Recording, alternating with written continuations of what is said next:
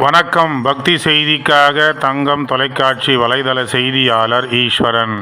வேலூர் மாவட்டம் காட்பாடி வட்டம் வள்ளிமலையில் பிரம்மோற்ச விழா சுப்பிரமணியேஸ்வரர் திருக்கோவிலில் தொடங்கி நடைபெற்றது. இன்று திருக்கல்யாண வைபவம் ஸ்ரீ வள்ளியம்மை, ஸ்ரீ முருகப்பெருமான், ஸ்ரீ தெய்வயானை திருக்கல்யாண வைபவம் வெறு சிறப்பாக நடைபெற்றது.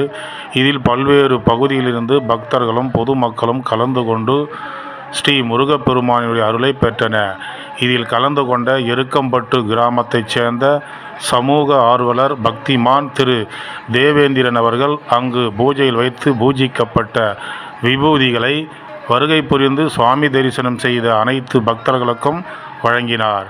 பக்தி செய்திக்காக வள்ளிமலையிலிருந்து ஈஸ்வரன்.